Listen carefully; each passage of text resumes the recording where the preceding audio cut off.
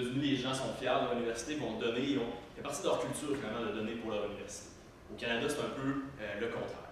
Donc, c'est dans cette optique-là que la fondation de l'École d'administration de Montréal doit œuvrer présentement. Votre mission, finalement, qui est de mobiliser vos donateurs, de contribuer au développement actif, contribuer activement, finalement, au développement du Québec. Donc, aujourd'hui, nous vous présentons un mandat qui vise à remplir cette mission-là pour votre fondation. Le mandat était de développer une stratégie relationnelle qui permettait d'élargir votre bassin de donateurs dans un premier temps, d'augmenter leur montant, le montant de leur don, et ensuite, finalement, de fidéliser leur don. Donc, de les appeler à redonner selon une certaine fréquence, ce qui n'est pas tout à fait le cas présentement. Mon équipe, dont de l'agence marketing, composée d'Alexandre Mathurin, Maëlie Bernachès et moi-même, Raphaël Maffelier, on va vous présenter notre solution qui contribue à l'atteinte de vos objectifs selon la théorie de marketing relationnel établie par Berry, qui est un chercheur en marketing qui a défini en premier lieu le marketing relationnel. Il disait que le marketing relationnel consistait à établir, développer et à entretenir des relations clients. Donc, afin de répondre de façon efficiente au mandat que vous avez confié, on va préparer la structure suivante de la présentation d'aujourd'hui. Donc, tout d'abord, on a fait une analyse de la situation actuelle. Qu'est-ce que votre fondation connaît présentement? De cette analyse-là, on a dégagé une problématique à laquelle, évidemment, on répond avec des solutions. Puis, on va finir le tout là, dans environ 15 minutes en synthétisant le tout. Donc, la situation actuelle de l'entreprise, le plus grand potentiel de votre fondation, c'est évidemment les segments de vos marchés. Donc, vous en avez 3 que vous avez classés tout premièrement par les nouveaux, qui sont également un peu subdivisés, qu'on va vous présenter un peu plus tard. Vous avez les personnes qui font un don, puis vous avez également les personnes que vous avez catégorisées selon les multidons, si on peut dire. Chaque segment représente là, à peu près 40 000 personnes, donc environ 21 000 personnes pour les nouveaux. On parle de presque 2 000 personnes pour les personnes qui font un don et presque 11 000 personnes pour les personnes qui font des multidons. Pour étayer un peu ce que Maëlie vient de dire, on a effectué une petite analyse selon une matrice FFOM de la situation actuelle de votre fondation. Donc, ça fait ressortir les forces et les faiblesses, les opportunités et les menaces également du marché, du secteur d'activité de la fondation. Premièrement, les forces, vous avez une vie étudiante qui est riche à l'université. Donc, l'université compte plus de 15 comités actifs au niveau de l'administration, que ce soit des comités de compétition, d'implication sociale, d'implication étudiante. Donc, c'est très actif. La renommée de l'école compte pour beaucoup. Les gens connaissent le nom de votre école, les gens connaissent finalement le prestige de l'EAM. Vous avez également un sentiment d'appartenance chez vos étudiants qui est très fort. Donc, c'est une bonne force pour l'université sur laquelle la fondation peut tabler. On a également un réseau de diplômés qui compte plus de 70 000 diplômés qui ont fini et qui sont sortis de l'université, qui sont membres de votre réseau de diplômés auquel la fondation peut avoir accès via ses bases de données. Donc, une base de données qui est riche en informations et qu'on peut utiliser facilement. Vous avez également mentionné un budget de 100 000 $, donc on a une bonne base, on a une bonne liquidité pour effectuer des actions marketing qui vont être dynamiques et qui vont s'inscrire dans votre mission de don au niveau de la fondation. On a par contre des faiblesses, vous l'avez mentionné, selon notre analyse, on a un manque d'engagement et un manque de visibilité au niveau des réseaux sociaux principalement. On sait que les jeunes, c'est une façon de les rejoindre facilement et on sent que la Fondation fait des gros efforts, est présente sur les réseaux, mais on doit travailler l'engagement à ce niveau-là, c'est une faiblesse présente. On a par contre une belle opportunité au niveau des jeunes qui sont de plus en plus sensibles à la philanthropie. Donc, plus que les baby boomers, leurs parents l'étaient auparavant dans le cadre de leur études universitaires, présentement les jeunes sont conscients des causes. La portée du message que les jeunes peuvent avoir, les jeunes ont un réseau de contacts immense. Ils ont des contacts professionnels, des contacts étudiants et beaucoup de ressources finalement et ils sont une source d'influence beaucoup plus crédible que ce qu'étaient leurs parents à l'époque, donc plus intéressés. La présence dans la vie étudiante de votre fondation, donc c'est déjà établi, vous parrainez des organismes, vous parrainez des comités de compétition, on l'a mentionné, plus de 15 comités. Vous êtes déjà là, vous êtes déjà établi et il suffit juste de tabler sur cette présence-là pour l'augmenter et augmenter son efficacité à transformer cette présence-là en or. Les menaces, cependant, on le mentionnait dans l'analyse, on a 85% des donateurs actuels qui sont âgés de 55 ans et plus, des donateurs qui sont proches de l'âge de la retraite et qui risquent potentiellement de diminuer ou, dans le fond, abolir leurs dons dans un futur qui est quand même assez rapproché. Les dons au Québec moyens sont beaucoup plus faible que dans le restant du Canada. Donc, dans le marché présentement, les gens, les Québécois, ont tendance à donner près de 2 fois moins. On parle de 208 $ en moyenne versus 446 $ pour le don moyen de l'ensemble du Canada. Donc, c'est un marché qui est moins sensible un petit peu aux dons que le Canada entier. Présentement, on a deux lacunes au niveau de la communication, les deux arguments principaux pour lesquels les gens disent « je ne ferai pas de don à une fondation ». Le premier, c'est l'incompréhension de la distribution de l'argent. Les gens, finalement, ils ne savent pas où est-ce que leur argent s'en va. Ils disent « oui, je donne à la fondation, par exemple, de l'EAM, mais qu'est-ce qu'ils font concrètement à la fondation avec mon argent? Je ne le sais pas. » Donc, c'est le premier argument qu'on va réfuter pour ces donateurs-là. Le deuxième, c'est le manque d'argent. Les gens disent « j'ai pas d'argent à donner pour une fondation, mon budget est fait, où je pouvais trouver l'argent pour donner finalement à votre fondation? » Donc, c'est un deuxième argument qu'on va réfuter également dans notre stratégie un peu plus tard dans la présentation. Donc, l'analyse que Raphaël vient de vous présenter, à partir de cette analyse-là, on vous a établi les trois problématiques principales de votre fondation, auxquelles on va répondre un peu plus tard, qui étaient en lien avec le mandat toujours. Évidemment, élargir le bassin de dons et de donateurs par le fait même, augmenter le montant de ces dons-là et finalement fidéliser les donateurs. Donc, maintenant, avec la théorie de Berry qu'on vous a présentée plus tôt, nous sommes maintenant rendus à l'étape d'établir la relation avec les clients. Donc, tout d'abord, le premier élément, on l'a mentionné plus tôt, les gens n'investissent pas dans les fondations parce qu'ils ne savent pas où l'argent va. Donc, vous avez sorti avec votre site web une option qui était vraiment intéressante. On a décidé de la conserver et de miser vraiment davantage sur cette option-là. C'était de choisir dans quel organisme de la fondation l'argent allait se diriger. Donc, quand les gens vont faire un don, ils vont pouvoir choisir dans quelle section de l'université le don va se diriger. Donc, ça, c'est vraiment intéressant car on implique vraiment les gens. Les gens ont le pouvoir de savoir où leur argent va. Ils sont très intéressés vers ça. Ensuite, on parle d'ambassadeurs jeunesse. On le sait, les jeunes aiment ça, avoir des images. On parle des gens comme Sidney Crosby. Il y a beaucoup de jeunes qui vont s'associer à lui et qui veulent avoir sa marque à lui. Donc, si on prend des ambassadeurs qui ont un parcours qui est vraiment réussi, on les amène au niveau de l'université, on présente aux étudiants actuels ces ambassadeurs-là, on leur donne le goût d'investir parce que les gens vont voir qu'en investissant dans la fondation va leur permettre d'avoir du succès plus tard. Car ces gens-là, c'est des ambassadeurs qu'on va choisir, c'est des gens qui vont avoir passé, qui vont avoir bénéficié de la fondation auparavant. Donc, ils vont vraiment avoir un sentiment de moi, j'investis dans la fondation, quand plus tard, la fondation va pouvoir m'appuyer dans mes projets. Donc, ensuite, en ayant un ambassadeur, l'ambassadeur va servir de premier contact avec les gens. Donc, c'est vraiment intéressant. Donc, les étudiants vont se sentir interpellés. Parce que les étudiants vont aller les chercher. C'est rare que les étudiants vont aller, devant leur plein gré, chercher à investir dans une fondation. Il faut vraiment aller les chercher, les stimuler dans leur sélection. Ensuite, l'autre option qu'on a pour établir une relation, on le sait, on est dans un marché où les gens adorent les rabais. On pense à Extreme Couponing, une émission américaine où les gens ramassent des coupons rabais pour minimiser leur prix d'achat. Donc, nous, ce qu'on propose, c'est de faire un contact avec plusieurs grandes entreprises. Vous allez voir les entreprises dans le domaine de l'administration.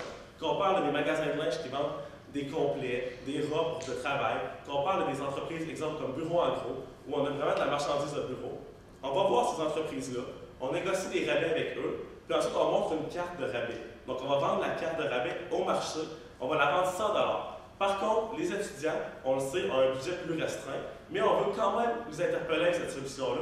Donc, on a pensé leur offrir un tarif préférentiel à 50 $. Donc, avec ce tarif-là, on va vraiment aller cibler les étudiants, ils vont être intéressés. Puis, quand on parle de rabais, on parle de rabais qui vont équivaloir au double et plus de la valeur de la carte, tout dépendant de la participation des entreprises qui vont vous appuyer dans le projet. Donc, dans l'optique de développer le marché. Là, maintenant, on a établi la relation avec nos clients. On veut développer ce marché-là. On a eu une idée, encore là, en relation avec les entreprises. On va voir des entreprises. Il y a quelques entreprises qui le font actuellement. Je pense à la Société du cancer, qui sont associées avec la Banque nationale beaucoup. Ils vont voir leurs employés. Ils demandent à leurs employés, dans des réunions de groupe, seriez-vous prêts à investir, à mettre une partie de votre revenu, de votre paye, dans la fondation? Donc, souvent, les gens ils ont comme excuse « j'ai pas 1000 $ à mettre dans une fondation ». Si on prend leur relevé sur leur paye hebdomadaire ou quotidienne, ça paraît toujours moins qu'un 1000 $ investi dans juste une fois. Donc, avec cette optique-là, les gens n'auront plus l'excuse « ah, j'ai pas d'argent à mettre là-dedans ». Un 2 $, ça peut faire la différence quand on le met à toutes les semaines. À bout de l'année, on parle d'environ 104 $ si on met 2 $ à chaque semaine. Donc, c'est vraiment intéressant. Puis souvent, les gestionnaires, qu'est-ce qu'ils font? C'est quand ils ont des rencontres d'entreprises avec tous leurs employés, ils mettent au défi ils mettent tous leurs employés, ils leur demandent à voix haute, ceux qui veulent, ils leur demandent, vous, comment vous voulez mettre devant tout le monde. Vous mettez tout le monde là. Ça fait comme une espèce de compétition. Les gens veulent donner un peu plus. Ils veulent avoir l'impression de changer quelque chose. Donc, exemple, quelqu'un dit, je veux donner 2 $, quelqu'un d'autre dit, je vais donner 10 $. Bien, souvent, ça peut faire en sorte que la personne qui vient donner 2 va faire, ah, ben moi aussi, je suis capable de donner 10 $. Puis sur une paye, souvent, ça ne paraît pas nécessairement, mais l'impact à la fin est assez majeur pour une fondation comme la vôtre. Donc, on est rendu maintenant au point d'entretenir une relation client au sens Berry entendait le marketing relationnel. Ce point-là, on voulait développer principalement avec les personnes qui font des multidons dans notre entreprise. Donc, encore, on va utiliser les ambassadeurs, mais à un niveau totalement différent. On ne parle plus d'une icône ou de quelqu'un à qui on peut se fier, on parle de gestionnaires qui sont crédibles, qui ont une réputation dans le monde des affaires. Puis ça, nous, on l'a développé en pensant aux valeurs qui sont importantes pour votre fondation et notamment celle de la fiabilité. On sait que c'est important pour vous, donc on s'est dit, on va aller chercher des gestionnaires qui ont un impact dans mon entreprise, puis on va les utiliser pour parler avec les autres gestionnaires des autres entreprises de la fondation de l'École d'administration de Montréal. Ensuite, on parle de personnalisation du service. Donc, vous le faites déjà avec le télémarketing notamment. Nous, ce qu'on essaie de faire, c'est développer une relation client qui va au-delà de ça. Donc, puisqu'on veut avoir, c'est sûr que c'est monétaire ce qu'on recherche. Donc, si on veut avoir de l'argent, il faut qu'on soit capable de s'investir auprès des personnes qu'on va aller solliciter. Donc, puis ça, ces relations-là, on essaie de les développer toujours à long terme. On sait que c'est très important dans le marketing relationnel, une relation long terme. Donc, on présente des campagnes médias. C'est l'idée qu'on a eue. Donc, tout d'abord, des épisodes web. Les épisodes web, ça serait à la discrétion de l'entreprise qui déciderait de donner de l'argent dans le fond à la fondation. Donc, eux, le gestionnaire, par exemple, le PDG de l'entreprise, peut faire une capsule sur une thématique, puis développer, lui, c'est quoi son point de vue sur peu importe la thématique. Puis là, on va chercher différents gestionnaires. Puis eux se comparent entre eux, puis ça fait un espèce de réseautage entre les gestionnaires qui sont, ben moi aussi j'aimerais ça que le monde sache c'est quoi ma vision, puis j'aimerais ça que partager mes opinions. Donc ils nous achètent ces épisodes web-là à la fondation. Donc nous, ça nous fait un revenu, puis eux, ça leur fait une visibilité. Puis en ce sens-là, on a toujours le lien de réciprocité qu'on recherche dans le marketing relationnel. Ça va en lien aussi avec l'utilisation des imprimés. Parce que les multidons, on l'a dit précédemment, c'est surtout les personnes âgées de 55 ans et plus, les baby boomers. Oui, les épisodes web, pourquoi? Parce que les gestionnaires, ils n'ont pas le choix de travailler avec les ordinateurs en 2013, donc ils sont habitués, ils sont confortables avec ce milieu-là. Donc, ils vont utiliser ça, mais ils utilisent encore beaucoup les imprimés, les journaux, les affaires, tout ce qu'ils peuvent toucher finalement, qui ont contact avec ça. Donc, via les imprimés, on va faire la... Puis, finalement, vous faites déjà du télémarketing envers cette clientèle-là. On va poursuivre ça parce qu'on sait que c'est une tradition, notamment au Québec. Puis, ça fonctionne quand même bien. 85% de vos donateurs sont des baby boomers. Donc, je pense pas que le télémarketing, ça soit problématique. Donc, on vous propose de continuer à tout le moins avec cette clientèle-là et au fur et à mesure, si on voit que c'est plus nécessaire, à ce moment-là, on ira par les médias plus alternatives. Donc, on vous a présenté les solutions qui sont gagnantes pour vous permettre de mobiliser vos gens et de fidéliser votre clientèle. Maintenant, dans quel échéancier on va finalement établir ces solutions-là? On vous a présenté un petit tableau ici. C'est certain que c'est une solution qui est intégrée, donc chaque étape va avoir un lien entre elles, chaque étape va dépendre un peu des suivantes, mais on peut diviser en 3 grandes catégories. Vous nous parliez que le long terme, pour vous, avez mis un plan sur 2 ans de fidélisation, donc à long terme, on s'entend que c'est 12 ans dans notre échéancier. Donc, dans les 6 premiers mois, ce qu'on vise à faire, c'est établir des ententes avec nos partenaires pour les cartes de membres dans un premier lieu. On veut également établir ces ententes-là pour les épisodes web, donc faire une approche avec les partenaires, leur dire « Voulez-vous faire une entente avec nous ?» Ensuite, la sélection des ambassadeurs et la campagne média vont se planifier dans les 6 premiers mois. Donc, on met tous nos cartes sur la table, on fait notre planification et on part dans les 6 premiers mois. Ensuite, du 6e au 18e mois, donc dans la fin de la première année, le début de la deuxième année, on va vendre des cartes de membres qui vont être établies, qui vont être imprimées. On va faire la sollicitation auprès des entreprises au niveau de la stratégie sur la formule de la paix, des revenus sur la paix. À ce moment-là, on va vraiment établir ces liens avec ces entreprises-là qu'on a déjà contactées par le passé, qui sont intéressées à poursuivre avec nous la formule de partenariat finalement. Et à long terme, on augmente la visibilité, comme on l'a mentionné, et on a également le programme de partenariat avec les entreprises qui va se développer de plus en plus, qui va fidéliser et qui va avoir un effet boule de neige avec d'autres entreprises également. Donc sur le 2 ans, on peut estimer qu'on va encore là grossir notre bassin d'entreprises participantes à la preuve. Au niveau du budget, on l'avait mentionné, on avait 100 000 $ par année d'alloués au marketing. Donc nous, on se base sur un budget de 200 000 pour les 2 années. À ce moment-là, nous, on suggère d'établir pour l'impression des cartes de membres, c'est environ 5 000 $ qu'on va dépenser. Les épisodes web, on met à 30 000 $, c'est la réalisation, la production, tout ça des épisodes web. Campagne média, le placement dans les médias traditionnels, un 50 000 dans le fond qui va être alloué à ça. Et on a également un 15 000 $ de divers, donc des frais afférents qu'on se garde une marge de manœuvre finalement. S'il y a des frais de représentation, on pourrait rencontrer des gens ou des frais afférents autres comme ça qui vont être. Donc, en synthèse, on le sait, votre mission est de fidéliser, de mobiliser vos gestionnaires et de développer finalement des solutions qui vont activement promouvoir le développement du Québec. C'est de cette façon-là qu'on va premièrement établir les liens avec des nouveaux partenaires, des nouveaux donateurs, donc les étudiants qui vont aller chercher comme partenaires. Et ça va répondre à vos 2 premiers objectifs, qui sont premièrement d'augmenter l'engagement des finissants de 20 %. Donc envers les engagés, envers la fondation qui le donne, de l'augmentation de 20 % et également aller chercher 10 % de nouveaux donateurs en général dans le public général, ce qui comprend les entreprises, les dirigeants et également les nouveaux diplômes. Ensuite, on a parlé de développer selon la théorie de Berry. Donc, avec notre solution du système de paie, on va développer un marketing qui va permettre de continuer une relation avec le client. On va s'assurer une pérennité à long terme, on va avoir des profits qui vont rentrer, on va pouvoir offrir notre service à nos étudiants de notre université. Et finalement, comme on l'a dit, entretenir nos relations clients, donc via la fidélisation qui vous a été présentée un peu plus tôt. Puis ça faisait partie des 4e et 5e objectifs de votre entreprise.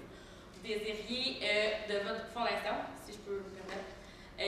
Puis 25 % vos donateurs pour les multidons dans différentes catégories, il y a des sous-catégories. Donc, en général, c'était augmenter la fidélisation.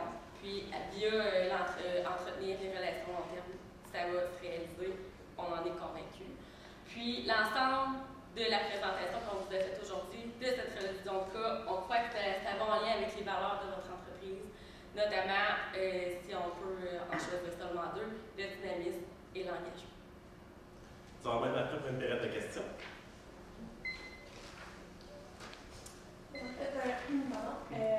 À qui et comment allez-vous vendre les cartes de membres? Les cartes de membres, on l'a proposé un peu tantôt. C'est notamment la clientèle étudiante, puis un peu au marché. On a l'avantage d'avoir les réseaux sociaux. Les gens sont intéressés à avoir des rabais. Donc, on va la mettre disponible sur les réseaux sociaux, sur votre site web que vous avez présentement. On la met vraiment au grand public, le public en général. C'est une façon de ramasser de l'argent qui est assez facile parce qu'il n'y a pas vraiment de frais reliés à ça. C'est sûr que c'est un peu de temps à aller négocier avec les entreprises. Par contre, imprimer une carte, on parle de 1 ou 2, 50 sous par carte. Donc, en la mettant sur les sites web, sur les réseaux sociaux, c'est une façon qu'il n'y a pas nécessairement de frais pour la vente. Donc, le grand public peut les acheter. Souvent, les gens sont intéressés à acheter ce genre d'articles parce qu'ils ont un rabais, ils ont un retour sur leur investissement, dans le fond, avec les cartes. Si je peux rajouter un peu à sa réponse, vous avez déjà un bassin, une banque de données de 70 000 finissants diplômés qui sont dans vos données de la Fondation. Donc, c'est un beau marché qu'on peut exploiter. Vous l'exploitez pour le télémarketing, mais pourquoi pas vendre les cartes de membres avec ça également. Et c'est une belle porte d'entrée pour les étudiants actuels. On leur vend la carte moins chère. On commence déjà par faire la promotion de la Fondation via les ambassadeurs jeunesse. Qu'est-ce que la Fondation fait? Comment je peux aider? Et comment ça peut, moi, m'aider dans le futur et présentement dans mon parcours universitaire? C'est une belle approche qui va permettre de fidéliser ces gens-là à plus long terme et de continuer leur don quand ils vont finir leur étude finalement. Si tu avais un seul segment, si tu deviens un seul segment priorisé, ce serait lequel et pourquoi? On prioriserait les nouveaux. Parce qu'on sait que les baby boomers, présentement, les gens qui sont multidons, c'est un gros potentiel, mais ils sont beaucoup vieillissants et il y a un grand risque qu'ils délaissent un peu leur nom dans le futur. Donc on a un bon bassin de nouveaux diplômés, de gens qui sont, on parle premièrement des gens qui sont clairement dans la fin de leurs études, qui vont terminer bientôt et qu'on peut aller chercher facilement à l'université, mais également ceux qui ont déjà terminé, qui n'ont jamais fait de don, qu'on doit seulement convaincre finalement de faire un don, qui n'ont jamais été fermés à l'approche de faire un don, à la possibilité de faire un don, mais qui n'ont jamais passé à l'acte. Donc ces gens-là, c'est facile d'aller les chercher, facile de communiquer avec eux parce qu'on a déjà leurs coordonnées, on a déjà les renseignements sur eux dans notre banque de données qu'on faisait mention. Si je peux rajouter à ce que Raphaël a dit, nous on pense que les solutions qu'on a sorties, notamment le manque d'argent, l'incompréhension d'où l'argent va, on va pallier à ça avec les solutions. Si vous désirez investir 10 000 $, mais j'exagère, disons 250 $ minimalement, puis vous pouvez établir votre don, là, je pense pas que 10 $ ou 25 $ là, par la fois, ça fait pas une différence. Vous avez mentionné que une des lacunes, c'est justement que les gens ne savaient pas où l'argent va. Comment vous pensez les mettre au courant de ça? Parce que je n'ai pas. C'est principalement le rôle des ambassadeurs. Okay. Je pense que la sensibilisation commence au niveau universitaire. On le sait dans le milieu, c'est là que la Fondation est active. Elle donne à des comités, elle donne à des projets et des programmes qui soutiennent les étudiants activement dans le milieu universitaire présentement dans leurs études. Donc, c'est là que l'ambassadeur jeunesse rentre en ligne de compte. Ça va être quelqu'un qu'on va chercher qui a bénéficié de la Fondation, bénéficié du soutien financier de la Fondation à travers un projet et qui va finalement être en même de transmettre ce bagage-là, de transmettre son appréciation de la Fondation et ce qu'elle a pu faire pour lui dans son parcours universitaire à d'autres étudiants qui sont plus jeunes, qui sont dans leur première année de formation et qui connaissent un peu moins la Fondation. Donc, le premier ambassadeur jeunesse va faire ce rôle-là. Et l'ambassadeur qu'on va aller chercher au niveau des PDG, des dirigeants plus âgés qui ont, eux, terminé leurs études vraiment plus tôt, celui-là va permettre de la sensibilisation auprès d'autres gestionnaires auxquels ils côtoient tous les jours, qui ont peut-être gradué également dans la même université que lui, qui ont bénéficié de la Fondation et qui s'en souviennent peut-être plus. Donc, ils vont vraiment mettre à jour leurs souvenirs, finalement, et se dire, moi, j'ai réussi à être là où je suis présentement à cause de la Fondation. Pourquoi je ne devrais pas également pour permettre à la relève de bénéficier de la Fondation? Et on sait que la relève, c'est une chose que la majorité des gestionnaires veut encourager aujourd'hui. Si je peux me permettre de rajouter, on avait aussi parlé plus tôt de la possibilité de choisir dans quel domaine l'argent allait aller dans la Fondation. Et ça aussi, c'est une chose intéressante que les gens vont vraiment apprécier quand ils vont choisir, par exemple, je dépose ça pour la Fondation du Happening Marketing. Donc, les gens vont investir là-dedans. Donc, c'est un projet qui les concerne, qui les intéresse. Donc, c'est vraiment intéressant aussi à cette idée-là. J'espère que ça les intéresse beaucoup de choisir où l'argent va. Juste pour une précision, les ambassadeurs jeunesse, est-ce que c'est encore des étudiants ou c'est des nouveaux diplômés? Ça peut être des étudiants actuels qui sont, par exemple, finissants ou au 2e cycle, 3e cycle, ou ça peut être également des diplômés récents. Donc, que les gens connaissent, qui ont vu comme président d'un comité, qui ont vu comme un membre de telle délégation pendant leur étude universitaire. Donc, ils mettent un visage finalement sur le nom et ils ont une certaine crédibilité auprès du public étudiant actuel. Donc, il ne faudrait pas se limiter aux finissants qui ont 1 ou 2 ans finalement d'expérience sur le marché du travail. Donc, ils sont encore connus à l'université.